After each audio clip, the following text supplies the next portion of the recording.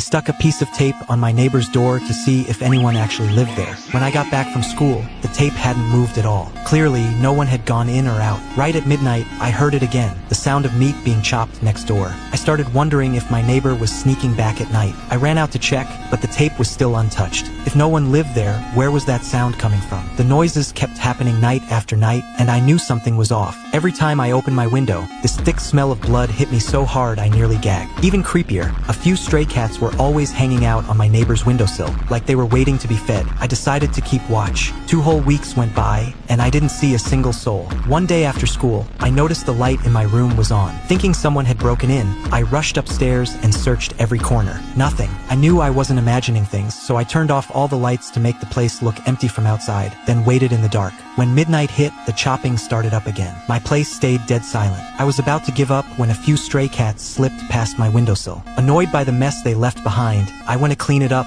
and then it hit me. I collected some samples in a bag and had a friend run tests on them. The results were a letdown. Nothing unusual in the cat droppings, but I still couldn't shake the feeling that something was wrong. Days without sleep pushed me to the breaking point. I begged my landlord to move me to a different room. She didn't buy my story, said I was probably just stressed and needed a few days of rest. I still felt uneasy, so she offered to stay the night with me to see what was going on. As she was getting ready for bed, she accidentally bumped into the wall. We both froze. The wallpaper was covered in dried, bloody handprints. A chill shot down my spine as I stared at that blood-soaked wall. I'd been living there all this time and never noticed. The landlord told me that years ago, a mother and her son used to live here. After the boy died, the mother lost her mind. I immediately looked it up online and found an old news article that matched her story exactly. Terrified but determined, I decided to try one more time. I taped up the neighbor's door again, opened the exhaust vent that connected our 2 apartments, strapped my phone to a clothes hanger, and carefully slid it through. I played back the footage. The kitchen next door was completely empty, but the chopping sound was still going. I pushed my phone back through the vent. This time, I tapped a coin against the glass to make some noise. A few minutes later, I pulled it back out. What I saw on that screen made my blood run cold.